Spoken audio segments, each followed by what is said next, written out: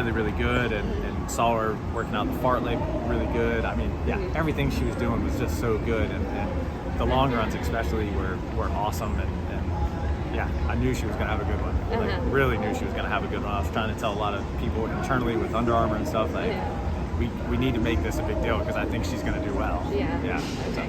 And then, so she actually collapsed at the BAA 10K. So when you saw the weather... that was the last race before she went home for a little while.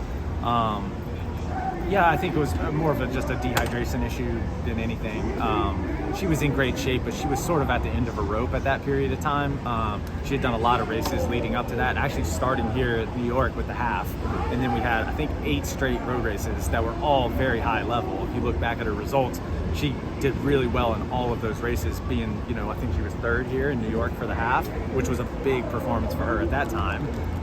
And that's kind of how we knew she had really advanced to sort of another level within her training and racing. Thought going into BAA she would do really well there. Like I said, just think she was a little bit at the end of her rope there, and just a little bit tired, and then the heat and everything just kind of, it wasn't a good day, but we knew we were going to take a break there and start the build up for New York. So I'm not upset at all with pulling out of that. Right, but that didn't play with her confidence at all. No. Going into this, the leading up in the build up in Kenya actually probably helps with this. It was a little bit warmer. That has been in Flagstaff in the last couple weeks, last couple months. I think she was really, really confident. If you look back at a lot of results, she had done really well at some warmer weather races in the past. So, she likes it. She likes it warm, and honestly, she had no concerns with the weather. Like, she never brought it up to me one time. I didn't bring it up to her. Yeah, felt confident. Yeah. Does she share miles with Wayne? Like, how does that work?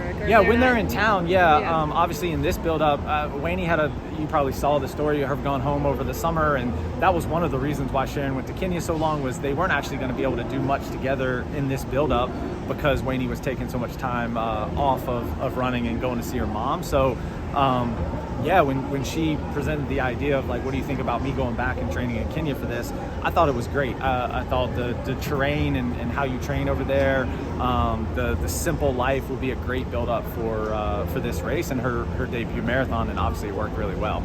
Was she there for the whole time, for the build-up? Yeah, she was there the whole build-up, so I think she did 12 weeks. Yeah. And you said you thought she was going to do well. Did you think she winning was on the... I had visions of her winning, I won't lie. I thought about it and dreamed about it, but I was... obviously, with the debut, I would have been happy with, a top 5 performance. Winning is a life changer, and honestly, just super happy for her. Yeah. She raced with so much composure, and she didn't go with that break at 16. She got sucked back into it at around 20 miles when the lady who got second ended up kind of pulling her back into the pack, and she said she felt really good there, and she felt like those girls had made a bit of an early move. And we actually talked this morning, and our conversation was, put yourself in the race and be confident in your instincts of racing, and that's exactly what it was. It was, she felt like that might have been a bit early and a bit too hard, and they were able to work their way back in. So, I mean, just awesome for her to have that sort of composure and that sort of race smarts. Have you always felt like the marathon was going to be her Absolutely. event? Okay. I said that to Chris Lane when we took her out of college, when she dated Ed in college, and we were representing Ed, and she came out to Flagstaff to train, and she actually did win NCAA's her senior year in the 10K, but we didn't have a lot of offers for her or anything like that, and she was a little bit unknown, I think, and I told Chris, like, I really think we as a company need to invest into her as an athlete, because I think she can be really good in the marathon. Like, I just gut instinct, I guess, but and then watching her train over the last couple of years, we knew this was coming. Like, we knew she was going to be a marathon runner. Same thing with Ed. I've been saying that to him for 3 years too, and it'll happen soon. Under Armour put money into this program you have out in Flagstaff. Like, what does it feel like to validate that investment, to get the first World Marathon major win for the brand? Really good. I mean, really good. I got to thank those guys so much. I mean, we were at a crossroads 2 years ago with Footwear. We didn't have a super shoe. We let a lot of athletes go, a lot of really good athletes go, and the brand really got behind what we were trying to do. And the the biggest thing was we needed competitive footwear to be, competitive at these major marathons and major races, and they made the investment, they put the money behind it, they got the right people to build the shoes, and I hope they feel as happy as I do, at this moment for all the hard work that went into it, because making a super shoe in a year and a half is tough. Yeah. And this was a new company that didn't have footwear before this, and I'm very, very excited for the future with them. There's the 324s. Yeah, it's called? yeah, that's what she was wearing. How long has that been available for? It's been approved by World Athletics for about a week. Okay. So yeah, she had it during her build-up. We had a version before that was approved as well. There was a slight change in this one and got approved. I honestly don't know which version she wore today, because she has had both. But I delivered her a pair of them. I took a pair it's so hard to get footwear out to Kenya. I took a pair of our shoes out to the Zurich Diamond League, passed them off to somebody who then took them back to Kenya and gave them to Sharon. And then the pair that I think the pair that she wore today, we passed off to another agent at the Chicago Marathon to then take them back over there with one of his athletes. So it's hard. It's not an easy process, and these World Athletic rules make it even tougher.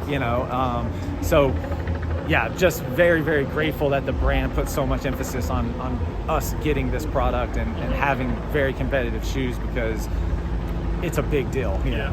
And you personally, how does it feel to coach a New York City Marathon champion? It's unbelievable. Yeah, it's absolutely unbelievable. I honestly, I've thought about it. I think on the run the other day when me and Sharon and Ed were jogging in the park, I thought like it is possible. Like she could do it, and honestly, it was like it brought me to tears at the finish to see her do it, just because I know how big of a deal it is for her, her family. I mean, the trip to Kenya really.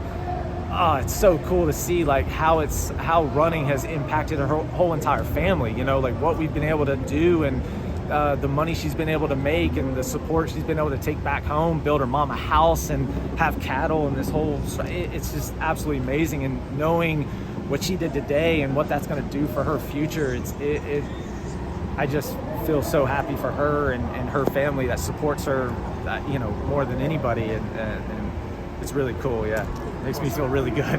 Yeah. Yeah. Congratulations. Thanks a lot. Thank you.